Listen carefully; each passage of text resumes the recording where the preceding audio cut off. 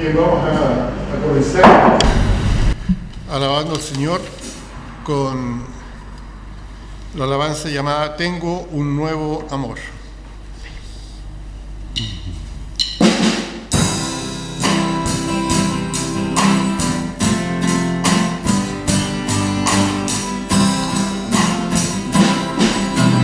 Siento que tengo ganas de volar al firmamento, gritarle al mundo entero lo que estoy sintiendo, que ya encontré mi dulce amor, que Jesús es toda mi verdad, y lo que murió en aquella cruz, volvió a vivir y así sabrá que ahora yo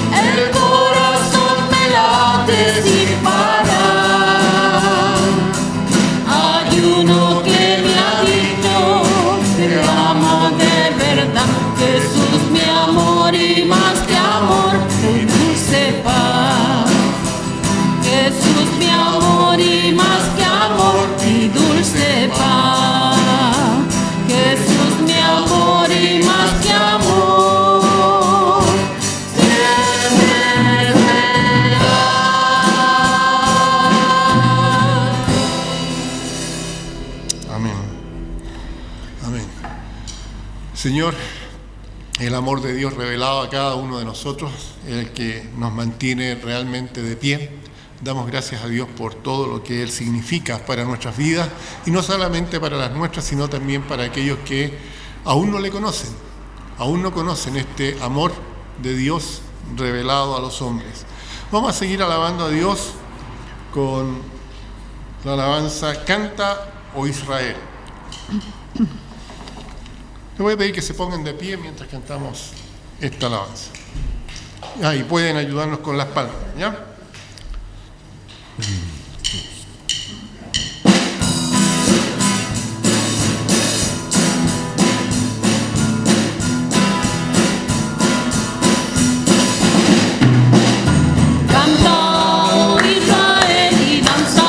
Tu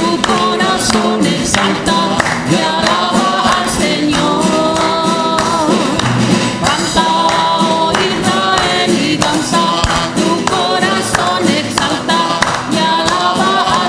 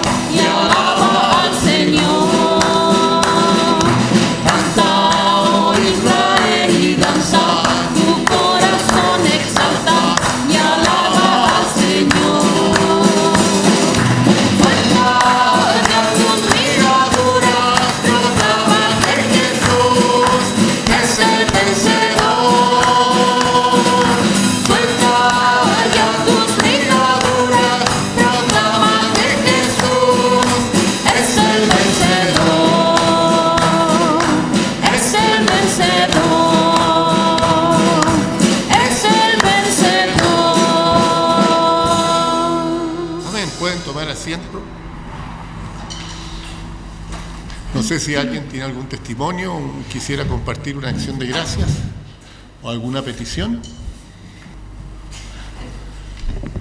La semana pasada yo me explayé harto en las cosas que tenía que dar gracias al Señor, pero hay una cosa que ocurrió durante las vacaciones que fue demasiado importante para mí. La persona que me trajo a los pies de Cristo, volví a reunirme con él después de muchos años. Nos juntamos en Copiapó en un lugar, almorzamos, conversamos. Disculpen que me emocione, pero ustedes saben lo que significa una persona que a uno lo llevó a los pies de Cristo, ¿no? ¿Saben lo que significa que es definitivamente cambiar la vida de una persona? Amén. La vida la cambia el Señor, por supuesto, pero usa a las personas. Y esas personas en algún momento fueron importantes en la vida de mía y en la vida de mi esposa también. Teníamos relación entre digamos, con su familia, con su esposa principalmente. Y este año volvimos a juntarnos en sus casas, nos regalonearon a más no poder. Y la esposa de él también. Son personas muy comprometidas en la obra del Señor. Él también es pastor, no está pastoreando en este momento, pero está con sus programas de radio al aire y también por internet. Y ella también es una sierva del Señor dedicada a la enseñanza. Así que son un matrimonio muy comprometido. Y la verdad es que fue rico volver a reencontrarnos. No nos habíamos encontrado en circunstancias que yo siempre iba para allá por diferentes razones, pero la verdad es que al hacer un análisis, una verdadera tontera, ¿no? Pero este año fue muy bueno. Volvimos a abrazarnos, volvimos a compartir incluso la palabra en algún momento en su casa y eso para mí ha sido demasiado enriquecedor, nuevamente. Así que yo doy gracias a Dios por esa persona que a mí me llevó a los pies de Cristo. Cuando yo era muy joven aún, no maduré lo suficiente. Mi maduración la vine a realizar cuando volví a esta iglesia. Primero mi hija, posteriormente mi esposa y después me integré yo y mis otros hijos también en su momento. Así que públicamente doy testimonio y doy gracias al Señor por todas estas bendiciones maravillosas que ha tenido para nuestra vida. Amén. Gracias, hermano. Creo que, como decía el hermano Gonzalo, la persona que nos mostró a Cristo, la persona que nos presentó al Señor, es una persona que es muy querida para uno, ¿ya? Si bien es cierto, el Señor es el que cambia las vidas, Él ocupa instrumentos, ¿ya?, para llevarnos a sus pies. Así que es bonito recordar a esas personas, ¿ya? Y vamos a seguir. No sé si hay alguien más que quisiera dar un testimonio o tiene un motivo de una necesidad por la cual estar orando. Yo. Sí.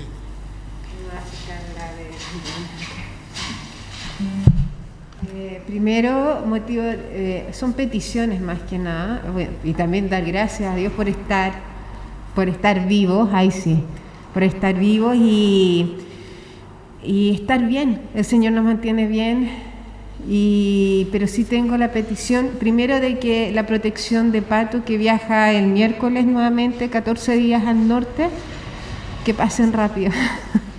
Así que lo cuide y lo proteja. Y lo otro es la petición por un vecino, no me acuerdo, Enrique. Él no cree en Dios, pero eso no es obstáculo para que nosotros oremos por él y que el Señor toque su corazón, porque le encontraron un cáncer y a los pulmones, y él es cubano y está trabajando aquí para ayudar a su familia allá en Cuba. Y es súper difícil, habló con Pato, darle aliento cuando uno no cree que existe un Dios. ¿A qué se aferra?, le digo. Entonces, que el Señor también le dé las palabras a Pato para poderlo apoyar, porque no tendría por qué haber llamado a Pato. Está muy afligido, el cáncer está en los pulmones, no sabemos, es grave, pero no sabe cuán más grave y cuánto tiempo más va a estar. Así que pido que estén orando por él y su familia y y no le ha dicho la señora, así que baje la información, es decir, que el Señor toque ahí y haga su obra, porque el Señor hace milagros. Entonces pido oración por Enrique y su familia y su salud. Amén. ¿Alguien más? Sí, hermana Carmen. Yo doy gracias al Señor por la salud y la vida que nos da, y doy gracias por todas las cosas hermosas y bellas que nos da cada día. Amén. Y yo le doy gracias porque la que me dio al Señor fue mi mamá. Amén. Porque la doña chica, levántense todos a la iglesia. Y le llegaba a las 3 y le van a jugar con la noche. Y ella es la única. Amén. Damos gracias, Señor. Esas mamás, ya, aunque los hijos, cuando los papás los obligan a ir a la iglesia, encuentran que ya es el colmo de la exigencia, pero esos papás valen la pena, ya, porque la Biblia dice que debemos instruir al niño en su camino. No hay otra manera de instruirlo que, bueno, un buen testimonio en la casa y también haciéndolos participar de la obra y participar en la iglesia, ya. Entonces, hermana Carmen es un testimonio de eso. Yo conozco mucha gente que gracias a sus padres, gracias a sus madres, ellos llegaron a conocer al Señor y, bueno, sus vidas son diferentes a lo que habrían sido sin Cristo. Yo también quiero que estén orando por Esmirna. Ayer pasó un día muy bueno en realidad, no tuvo ningún problema, pero hoy día no pudo levantarse. Ya, está con todos sus dolores y yo sé que el Señor puede hacer la obra. Eso tengo completa fe en eso, que Él levanta a los muertos. ¿Ya? Él tiene el poder, el mismo poder de antes. Pero me da mucha rabia los médicos. Me dan, son mecánicos del cuerpo, nada más, y que buscan realmente la parte económica y no el bienestar de sus pacientes. Entonces, les pido que nos ayuden a que sigamos orando para que el Señor obre y también que nos muestre un médico honesto, un médico, que realmente se preocupe por Esmirna y podamos, si tiene que operarse de la columna, finalmente se opere y no tenga esta calidad de vida que está teniendo en este momento, ¿ya? Así que no se olviden de hermana Esmirna, por favor. Bien, no sé si hay alguien más que tenga alguna petición. Bueno, Arturo, ¿podrías tú orar por las peticiones y los agradecimientos? Ahí del micrófono, por favor.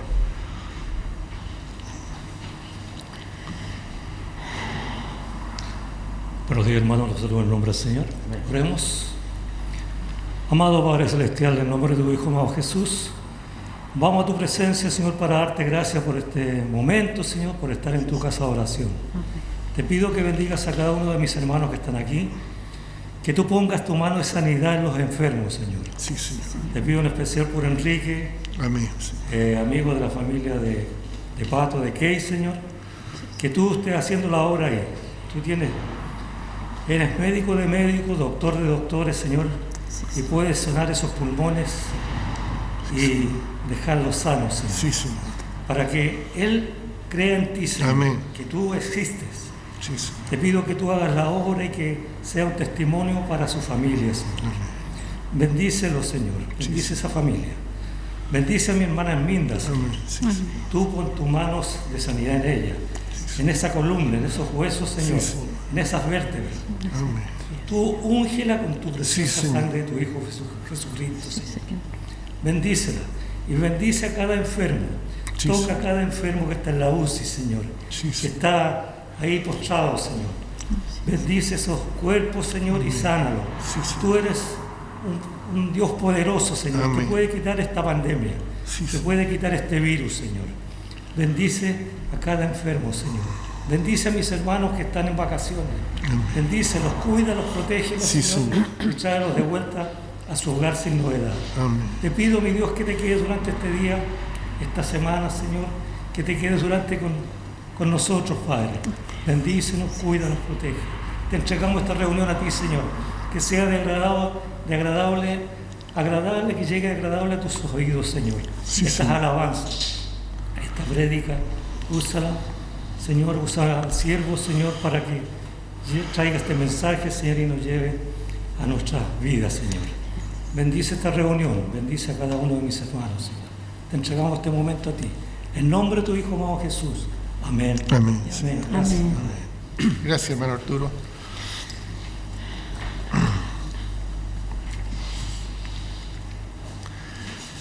Vamos a tener una alabanza más antes de la prédica, que es "Hay un nombre nuevo en la gloria".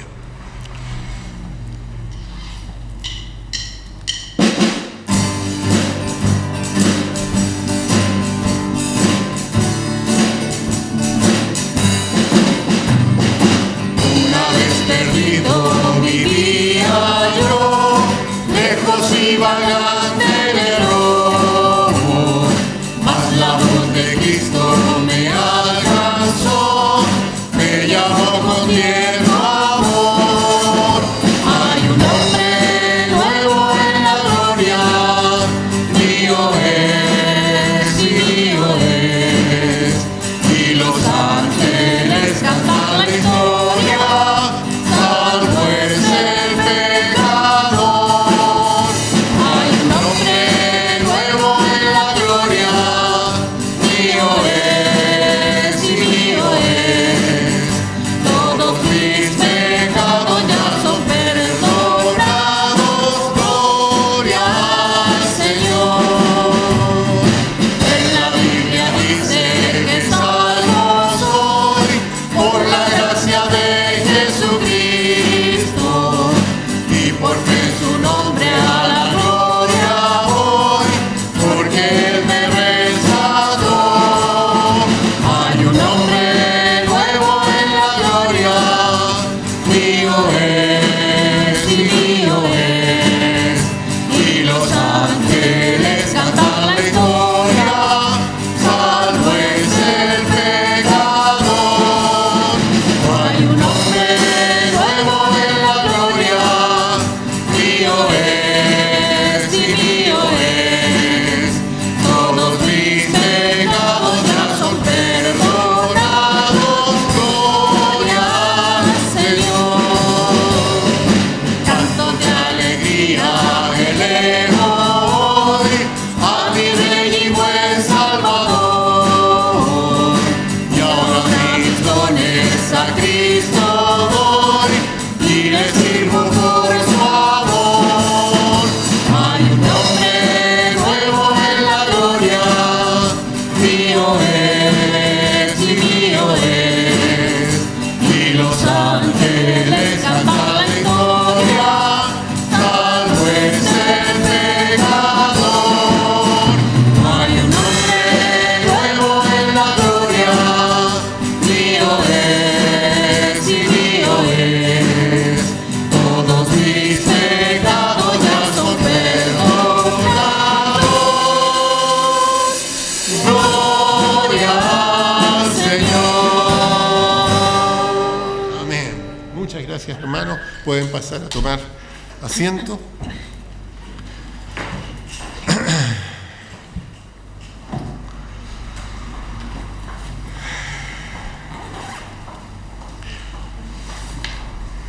Y vamos a la palabra del Señor esta mañana. Y vamos a tocar un tema que muy a menudo ocurre en nuestras vidas, y razón por el cual muchas veces nosotros contristamos a Dios. El tema es justamente cómo contristamos a Dios, o los creyentes a veces decepcionan a Dios.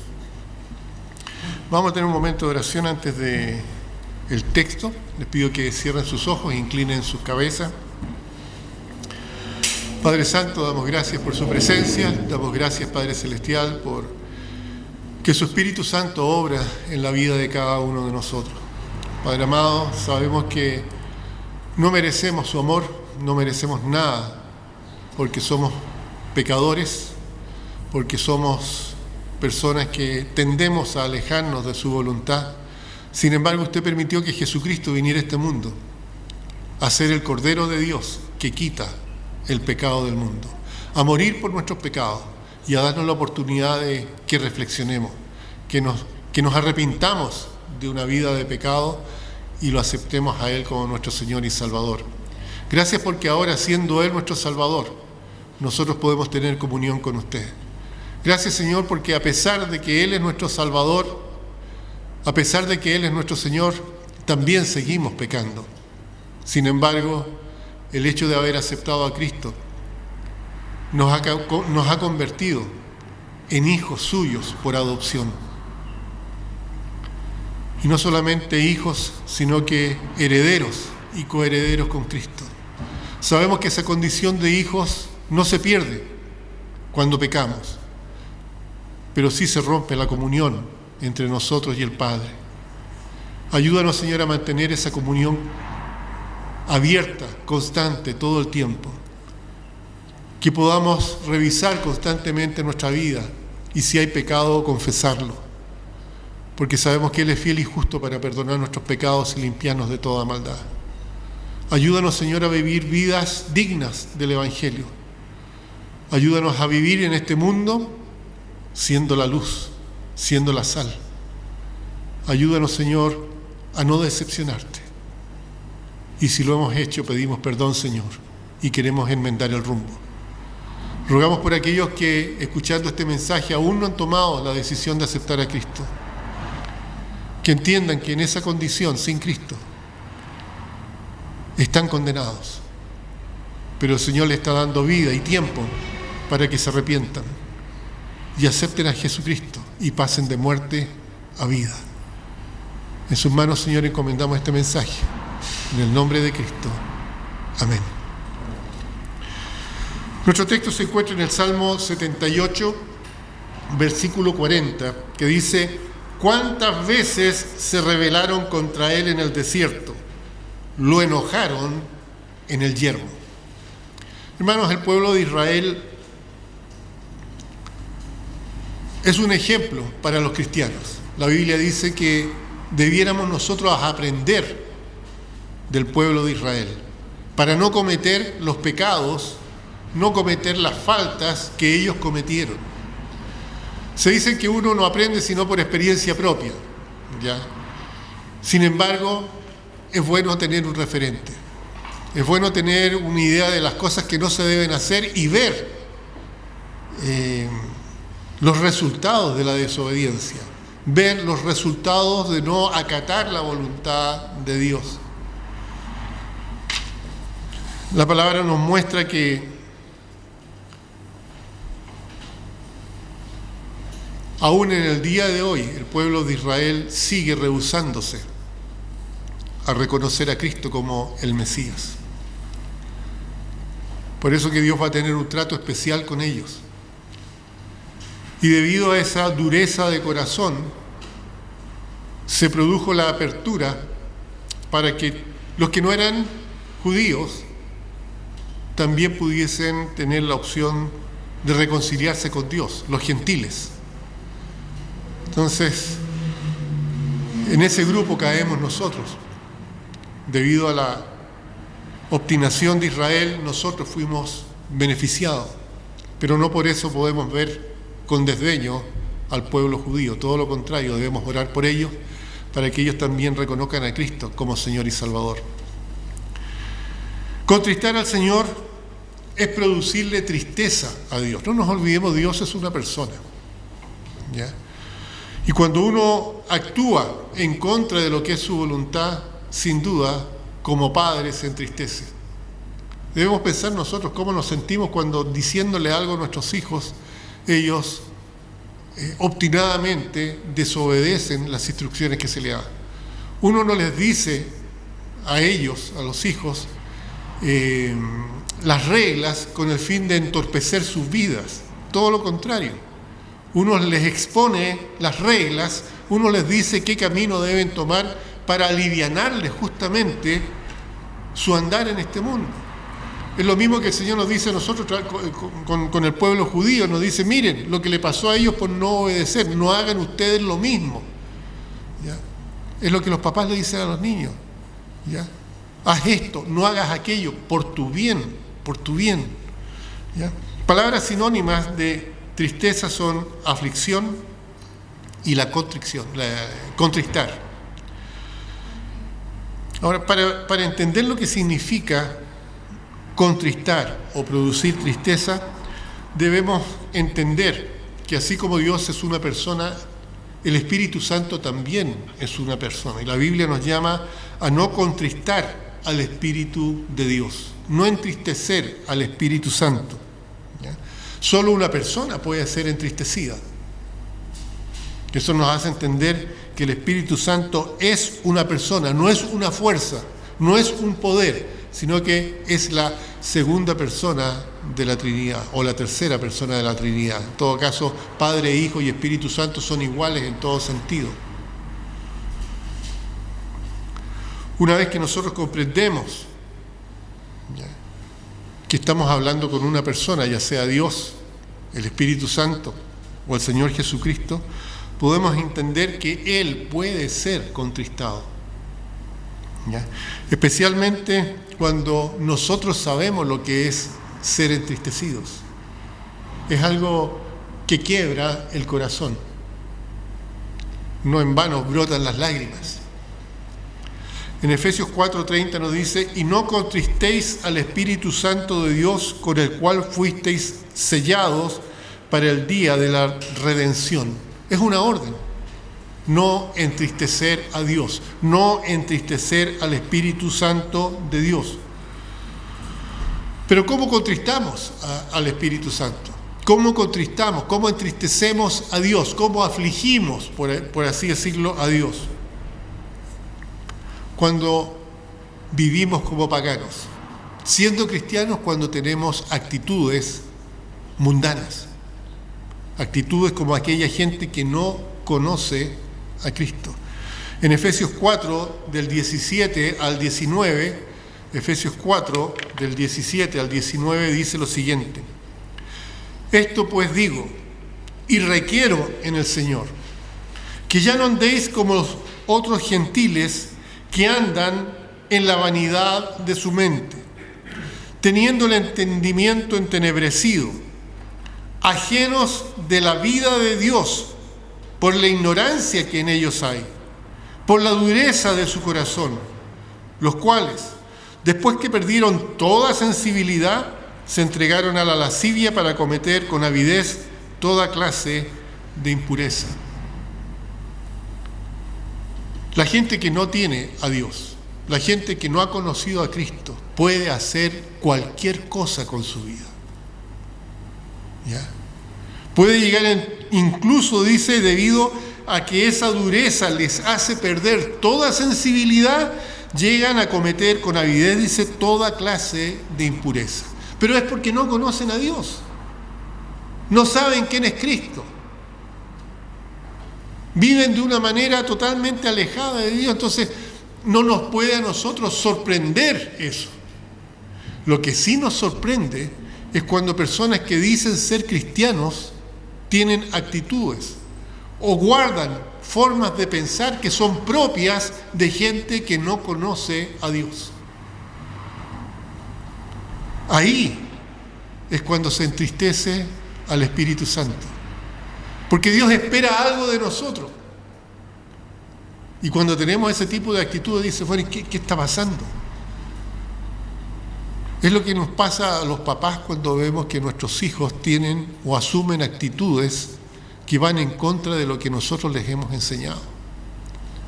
Ahora, hay veces que nosotros enseñamos cosas que quizás no son correctas porque son nuestras ideas, pero cuando les enseñamos las cosas de la Biblia a nuestros hijos, esperamos que ellos reaccionen positivamente a lo que dice la Biblia, porque no son nuestras palabras, sino que son las palabras del libro, son las palabras de las Escrituras, y ellos debieran reaccionar de una manera y resulta que reaccionan de una manera distinta. Eso produce tristeza a Dios. Tengo un nieto chico que es muy habiloso, pero que tiene un carácter de repente muy feo. Y mi señora le ha dicho varias veces, mira, cuando tú actúas así, cuando tú dices esto, cuando tú faltas el respeto, Dios se entristece. Hermano, y él es chiquitito. Y él entiende. Y el otro día se portó mal. Y Mirna le recordó y le dijo, Dios está triste. ¿Tú crees que está triste? Le dijo. Porque él sabe que esas actitudes no son buenas. ¿Ya? Y si un niño se puede dar cuenta de eso, cuánto más cada uno de nosotros debemos entender que hay cosas que a Dios le entristecen, ¿ya? Que estamos contristando al Espíritu Santo. Por ejemplo, cuando mentimos. Hay una enfermedad, ¿no es cierto?, que se llama mitomanía, ¿no? Una persona mitómana siempre está inventando mentiras o diciendo mentiras. Pero en general, todos los seres humanos mentimos, incluso los cristianos. Pero eso no debiera ser una práctica en nuestra vida. La Biblia dice ahí en 1 de Juan que nosotros, los que somos cristianos, no practicamos el pecado. Como cristianos, dice la Biblia que tu sí sea sí y tu no sea no. ¿Ya? No debiéramos mentir, pero tendemos a mentir. Y creemos que hay mentiras blancas y mentiras oscuras, ¿ya? Pero la mentira es una mentira, el pecado es un pecado. Entonces no debiéramos mentir. ¿Por qué? Porque el mentir contrista a Dios, entristece a Dios. Efesios 4:25 dice, por lo cual desechando la mentira, hablad verdad cada uno con su prójimo, porque somos miembros los unos de los otros.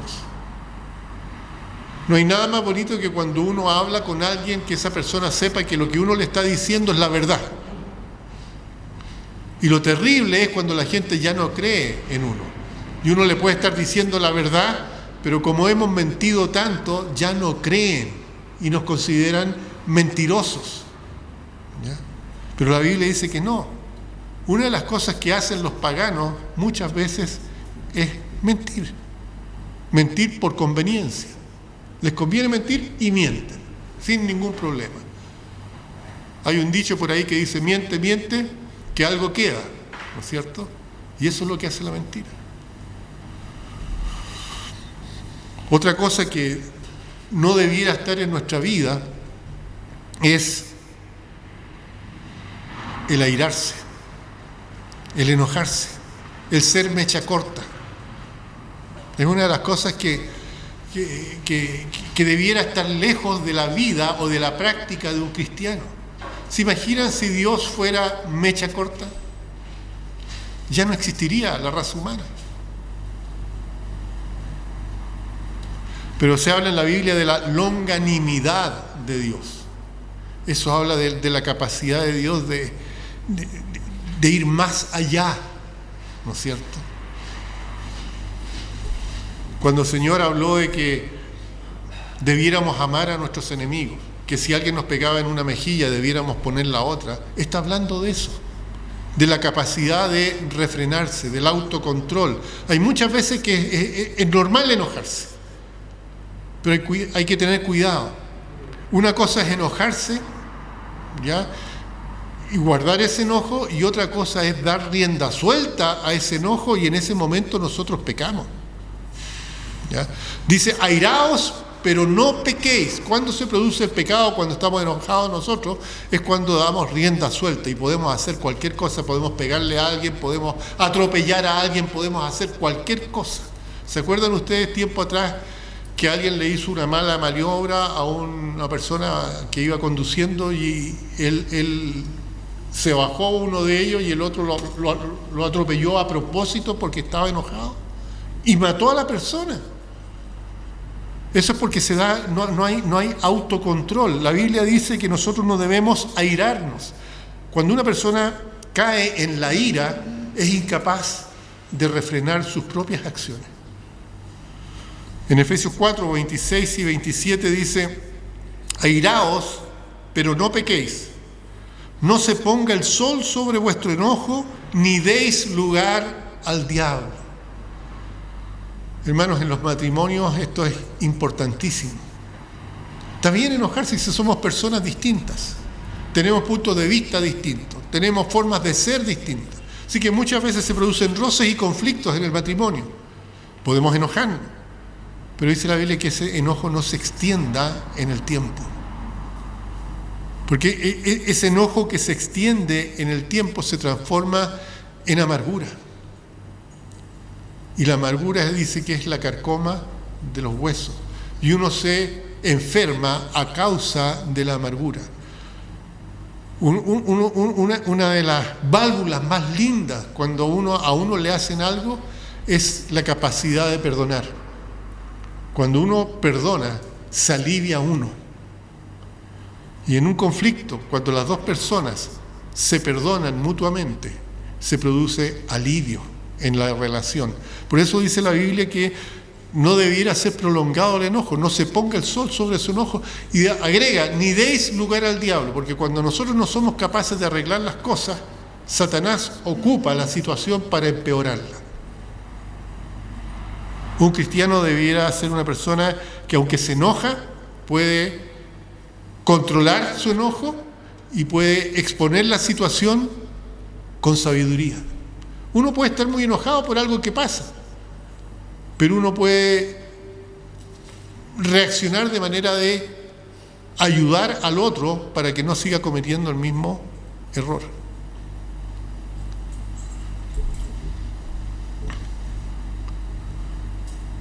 Otra cosa que le produce dolor a Dios es el robo, ¿no es cierto? Se puede robar de distintas maneras, incluso se puede robar amor. El Señor dice que nosotros no debemos robar, en ningún sentido.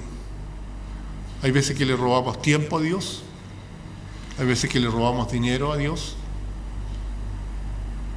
hay veces que robamos la oportunidad de testificar.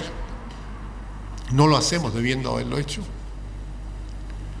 La Biblia dice que el que hurtaba no hurte más, sino trabaje, haciendo con sus manos lo que es bueno, para que tenga que compartir con el que padece necesidad. Ahí está hablando del robo, ¿no es cierto?, de especies. No sé si será en Chile solamente o será en todo el mundo que se toma el robo como trabajo. Aquí se detiene a un ladrón y casi como que lo que están haciendo es horroroso detener a un ladrón, como que ellos andan trabajando con esto. No, dice, el que hurtaba, el que roba, no robe más, sino trabaje, haciendo con sus manos lo que es bueno, para que tenga que compartir con el que padece necesidad. Otra cosa que a veces los cristianos también hacemos y que a Dios también le duele es el maldecir. Nosotros hablamos de decir garabatos, ¿no es cierto? Pero el maldecir, decir algo malo, con palabras inapropiadas. En Efesios 4:29 dice, ninguna palabra corrompida salga de vuestra boca. ¿Ya? ¿Cuántas veces cuando uno se enoja, cuando uno cae en la ira, garabatea? Y Dios dice que eso no puede ser en la vida de un cristiano. Hay 1000 maneras de expresar el enojo sabiamente. Y el decir garabatos, el maldecir, es algo que a Dios no le agrada. Dice, ninguna palabra corrompida salga de vuestra boca. Y yo creo que ahí cabe también las expresiones de doble sentido. ¿Ya? Dice que cuando nosotros, agrega, dice, sino la que sea buena para la necesaria edificación. Cuando yo me enojo, debo reaccionar de manera que la expresión de ese enojo sirva para edificación de la otra persona, para que esa persona no vuelva a hacer lo que me produjo a mí ese enojo, a fin de dar gracia a los oyentes.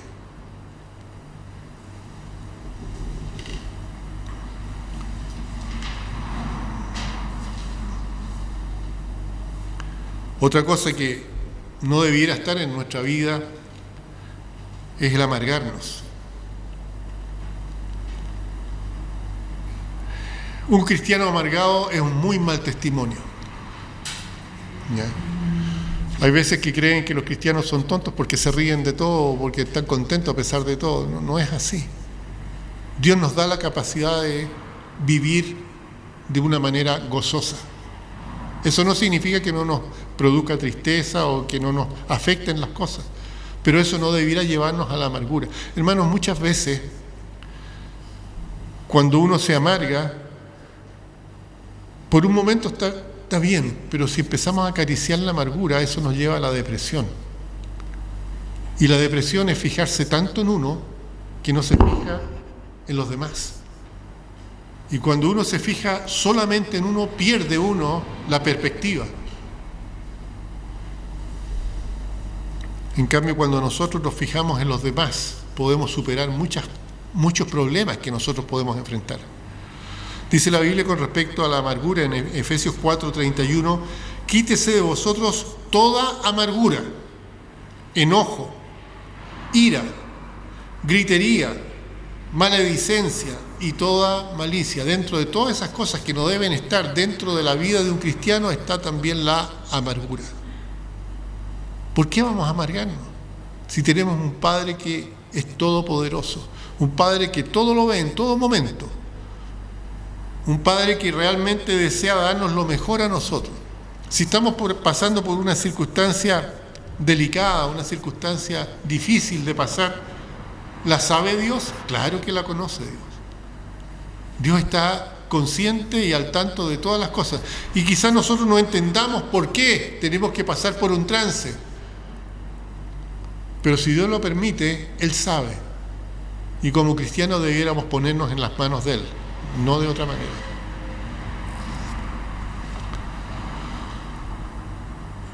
Otra cosa que a Dios no le agrada es que no seamos capaces de perdonar. ¿Cuántos cristianos son incapaces de perdonar a alguien? Y viven y pasan la vida con esa persona ahí entre ceja y ceja, y que les es imposible perdonar. En Efesios 4:32 dice, antes sed benignos unos con otros, misericordiosos, perdonándoos unos a otros, como Dios también os perdonó a vosotros en Cristo. Dios nos dice, si yo fui capaz de perdonarte a ti, tú sabes cómo eras antes, tú sabes tus pecados, tú sabes todo lo que tú eres, y yo te perdoné porque te amé, y tú me habías pedido perdón, yo te perdoné. No eres quien para no perdonar a otra persona.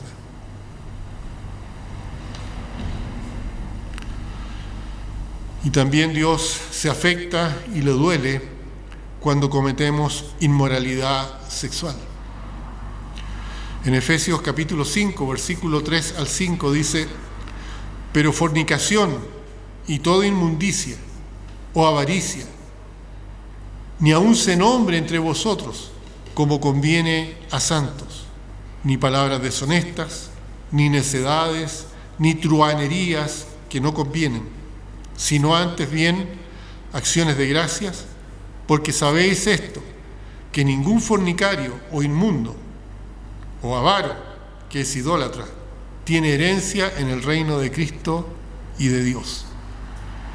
Entonces, todas estas cosas producen tristeza a Dios, contristan al Espíritu Santo.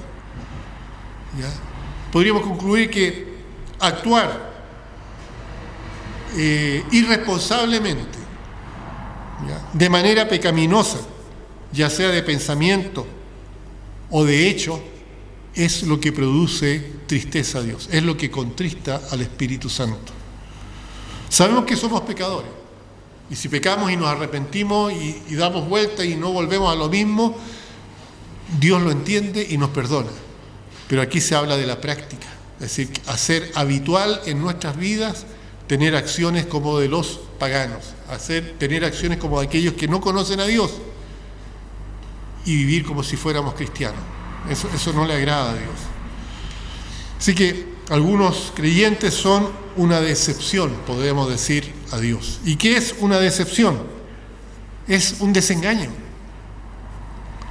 Es decir, yo creía que era así y resulta que no era así, po. Mi abuelito decía, viva con él. Candil de la calle, oscuridad en la casa. Esa es una actitud de decepción, ¿ya? Es un desengaño conocer a una persona así.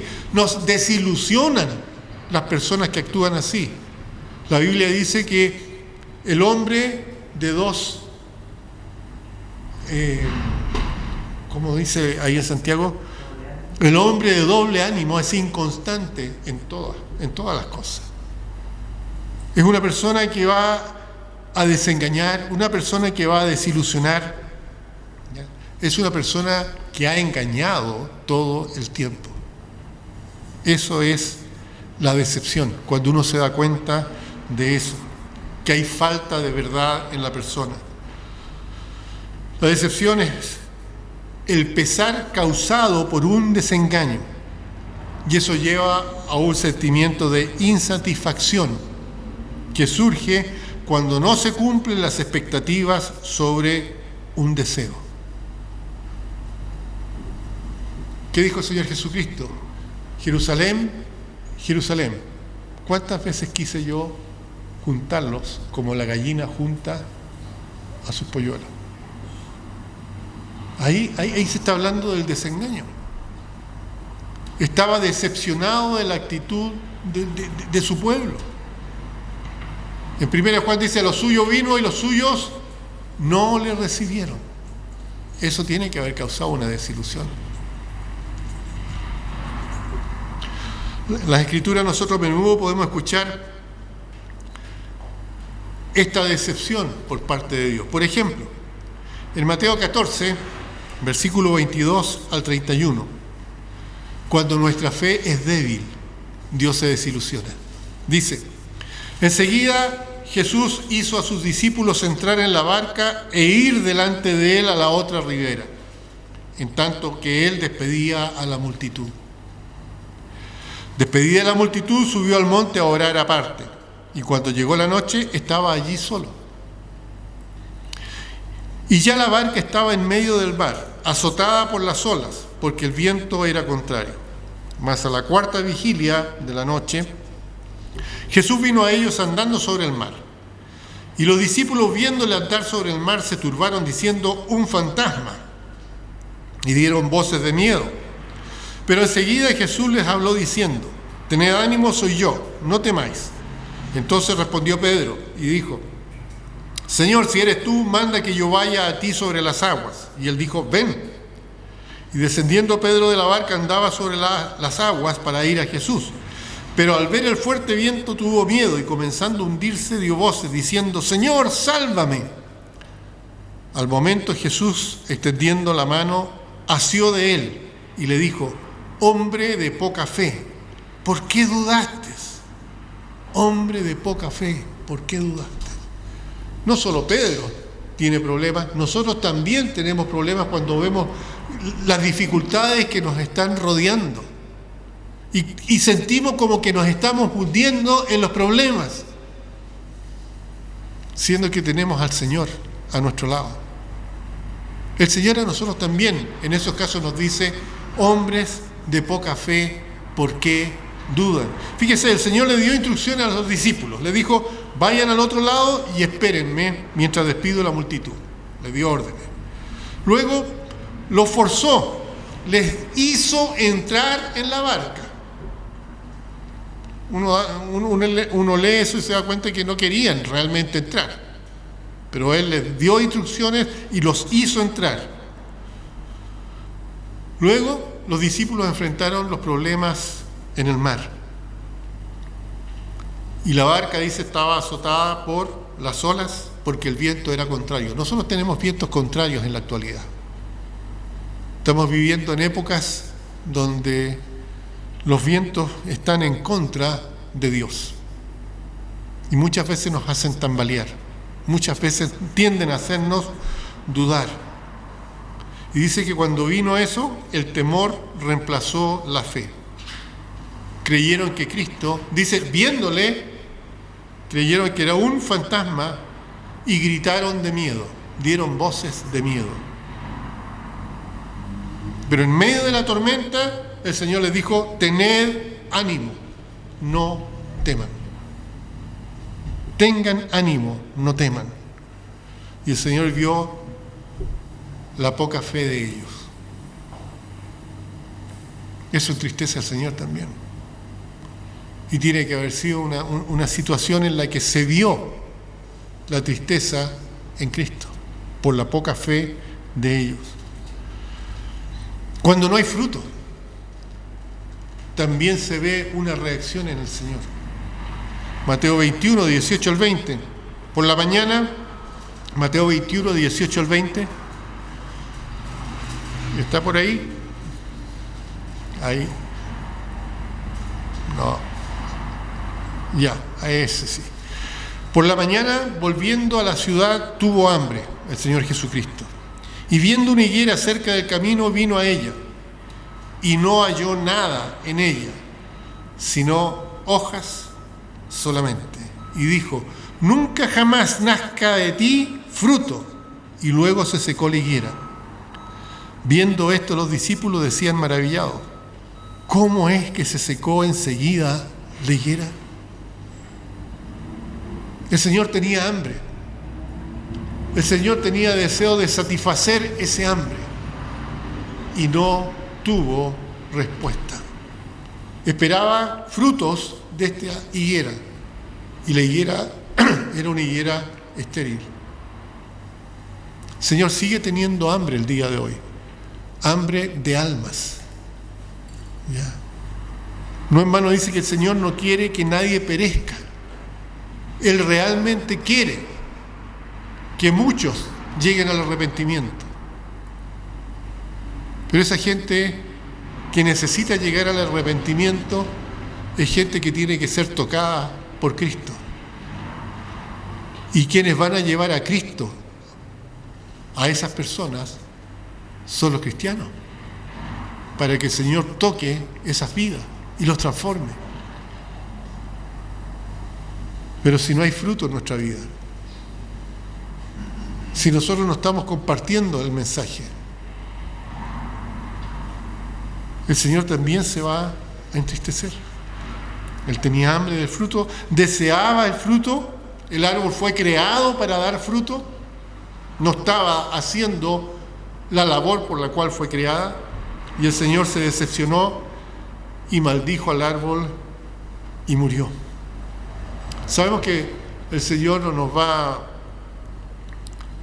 a maldecir a nosotros,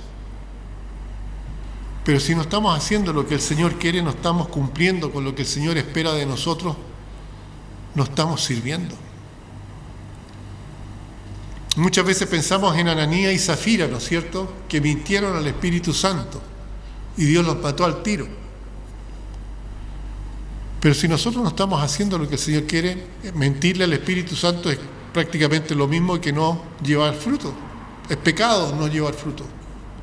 El Señor espera que nosotros llevemos fruto y llevemos fruto en abundancia y que nuestro fruto permanezca, etcétera, etcétera. Dice ahí en Juan 15. Quizás el Señor no nos va a permitir gozar de las bendiciones que Él tiene para nosotros si nosotros no estamos llevando fruto.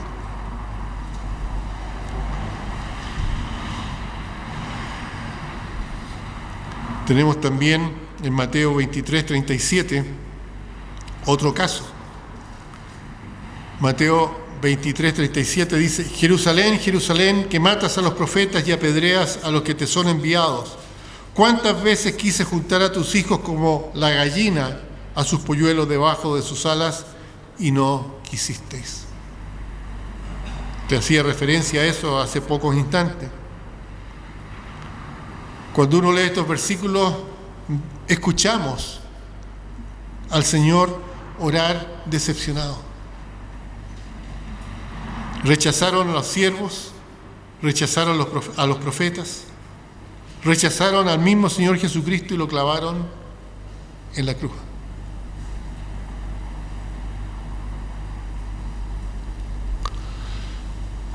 Chile es un país agrícola por naturaleza, o era, que cada vez se está restringiendo más la agricultura a causa de la sequía.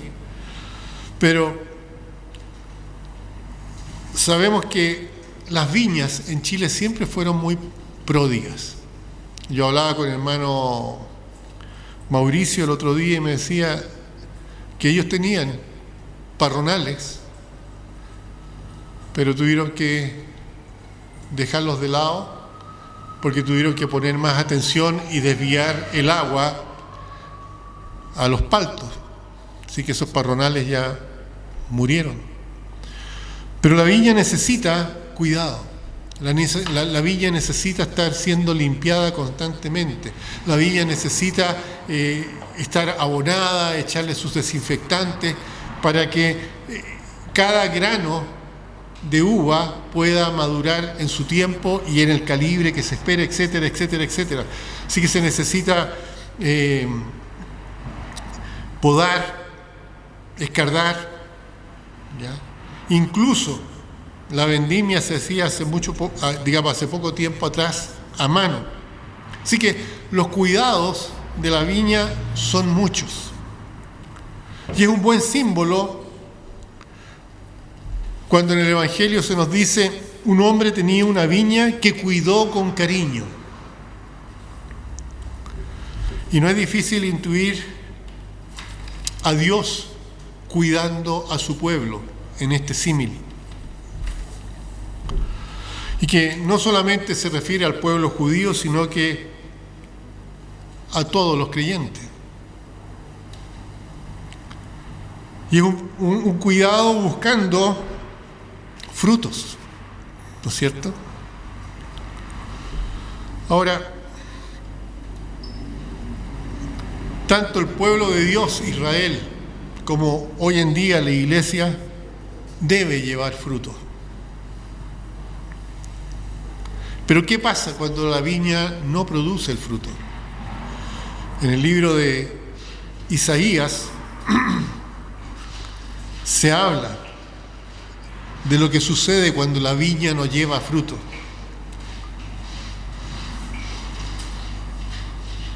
Dice la Biblia que el dueño de la viña es capaz de destruir la viña cuando la viña no lleva fruto. Todo el que ha sembrado algo o ha plantado algo en cualquier área de la vida tiene la ilusión de ver brotar y disfrutar esos frutos, ya sea en la agricultura, en la educación, en la familia, en el colegio, en la universidad, en la vida cultural. Es hermoso sembrar y esperar con esperanza el brote de aquella semilla. El dueño de esa viña en Isaías se había hecho mucha ilusión de tener buenos frutos, buenos racimos, una buena vendimia. Y por eso envía a algunos labriegos a recoger el fruto. Pero no había nada. Dice que también apedrean y matan a los labriegos. Isaías, ante esa esterilidad, dice lo siguiente, en Isaías 5, versículos 5 y 6. Os mostraré pues ahora lo que haré yo a mi viña. Le quitaré su vallado, es decir, le voy a quitar la protección. Y será consumida. Aportillaré su cerca y será hollada. Haré que quede desierta y no será podada ni cavada. Y crecerán el cardo y los espinos, y aún a las nubes mandaré que no derramen lluvia sobre ella. Un desastre. ¿Por qué? Porque no dio fruto. Sin embargo, el Señor Jesucristo actúa de una manera distinta. En Lucas 20, 17, dice: pero él mirándolos, dijo: ¿qué pues? ¿Qué pues es lo que está escrito? La piedra que desecharon los edificadores ha venido a ser cabeza del ángulo. El Señor Jesucristo ha hecho un milagro grande, un milagro patente.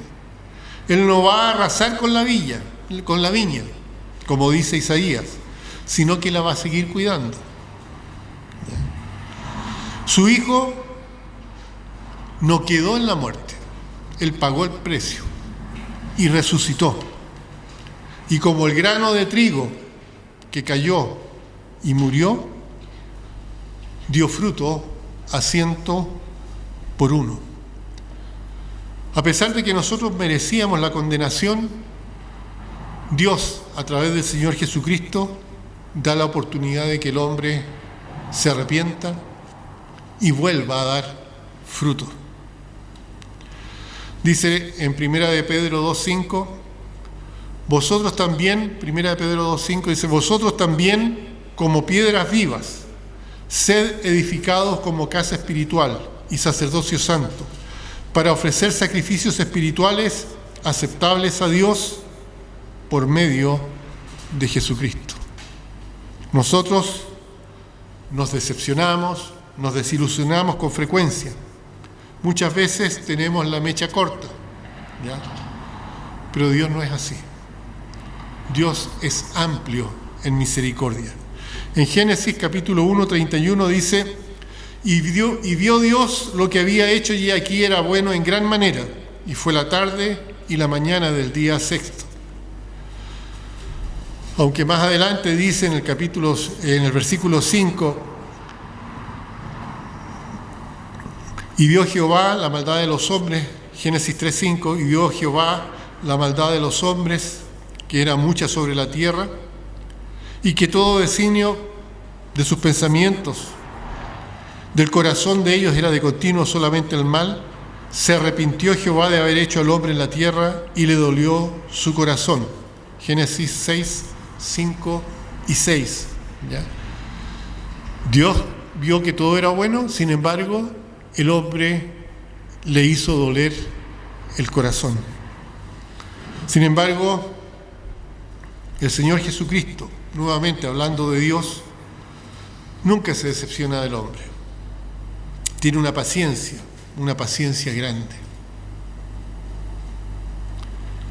Dice en Éxodo capítulo 34, versículo 6, y pasando Jehová por delante de él proclamó, Jehová, Jehová, fuerte y misericordioso y piadoso, tardo para la ira y grande en misericordia y verdad. Dios espera que los cristianos se den cuenta y recapaciten, ¿ya? En Dios tenemos siempre la historia de la salvación. Es cierto el mal, es cierto los malos frutos, es cierta la historia de la condenación, pero siempre Dios está esperando que el trigo florezca de entre la cizaña. Siempre está esperando sacar el fruto de este trigo.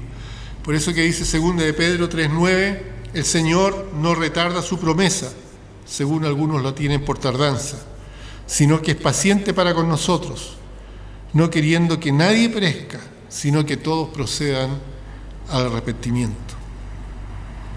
La última palabra de Dios es siempre Jesús.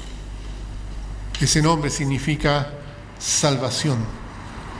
En Isaías capítulo 1, versículo 18 al 20 dice, venid luego, Isaías 1, 18 al 20, venid luego y estemos a cuenta.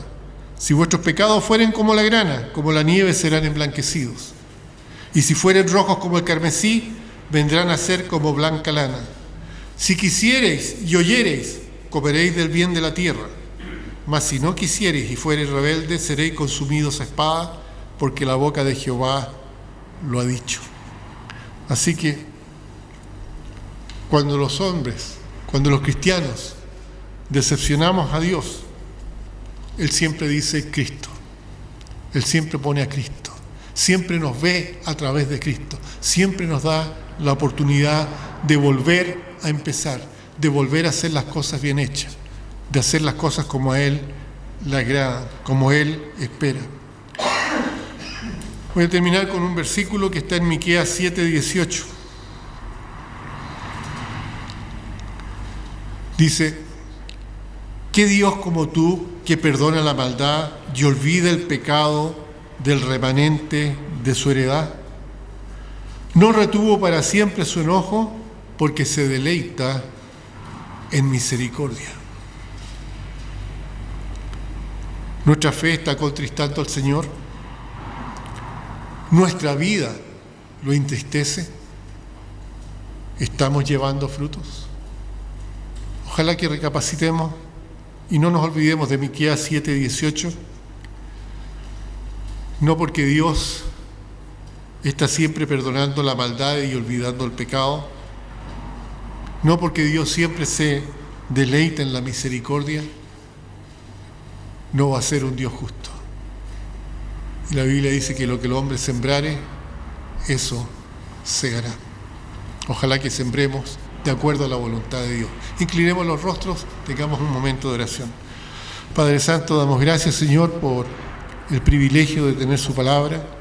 Damos gracias, Señor, porque a través de ella usted nos exhorta.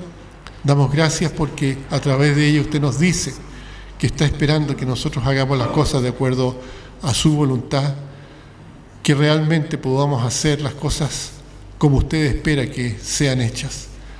Pido, Señor, por aquellos que aún no conocen a Cristo, que entiendan que Jesucristo vino al mundo a dar su vida en rescate por ellos y que Dios no tendrá por inocente a aquel que rechaza a Cristo. Ayuda, Padre Celestial, a que quienes escuchen este mensaje puedan abrir sus corazones y recibir a Cristo como Señor y Salvador. Y para quienes somos cristianos, que nuestras vidas realmente te agraden a ti y que en ningún caso te decepcionemos o contristemos a tu Santo Espíritu. Porque en nombre de Cristo lo pedimos. Amén. Que el Señor les bendiga, hermanos. Hermano Pato, voy a pedir que me ayude con la ofrenda. Oremos. Bendito Padre Celestial, Señor, te damos gracias por la vida, por la salud, por haber llegado a tu casa de oración, Señor. Te pedimos en esta mañana, Señor, por la ofrenda de la iglesia, Señor, por el dador alegre, para los distintos requisitos de nuestra iglesia de la obra. Todo esto te lo pido en el precioso nombre de nuestro Señor Jesucristo. Amén. Amén.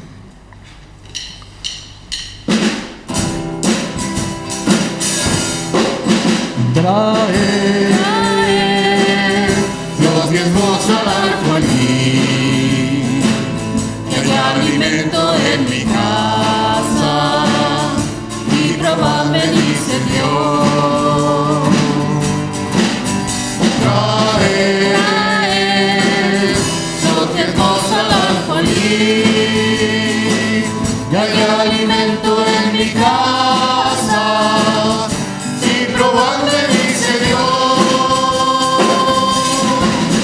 Si os abriré la ventana de los cielos, derramaré vosotros bendición que sobreabunde. trae Los diezmos al alfolí, y hay alimento en mi casa, y probad me dice Dios, y probad me dice Dios, y probad me dice Dios.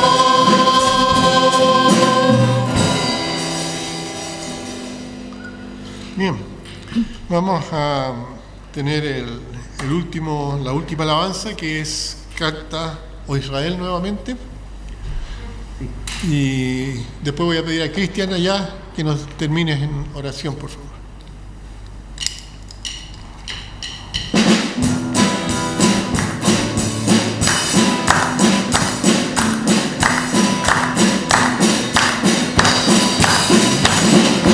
canta, oh Israel, y danza, tu corazón exalta y alaba al Señor. Canta, oh Israel, y danza, tu corazón exalta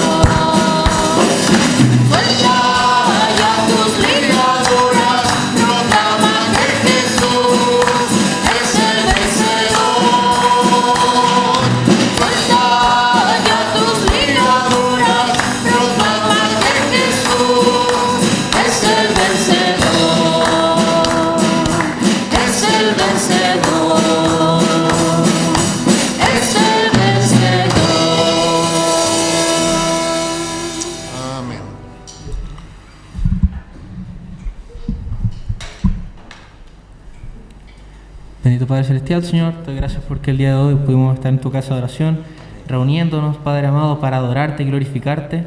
También, Señor, porque podemos escuchar tu palabra. Tu palabra, Señor, nos alimenta, nos da aliento, Señor, para poder seguir adelante. Gracias porque tu palabra nos exhorta, Señor. Hace poco escuchamos el testimonio del hermano Cristian, Dios, que tú pusiste una persona, Dios, que le mostró tus caminos, Dios, y él pudo estar a tus pies rendido, Señor, y conocerte y amarte. Te pido, Dios, que tú hagas lo mismo con nosotros, Señor, que nosotros podamos ser instrumentos en tus manos, que podamos llevar tu palabra a los demás, aquellos que la necesitan, Señor, porque hay gente que no te conoce, pero aún así están vacíos y te necesitan, Señor. Te pido por nosotros para que vamos a ser instrumentos útiles en tus manos. Gracias, Padre amado, por esta instancia donde podemos aprender de ti, y te pido, Dios, que tú guardes a mis hermanos, Señor, cuando vayan a sus casas, cuando descansen, puedan descansar en paz, Señor. Te agradezco todo esto en el nombre de Jesucristo, Señor. Amén. Amén. Estamos despedidos, hermanos, que el Señor les bendiga.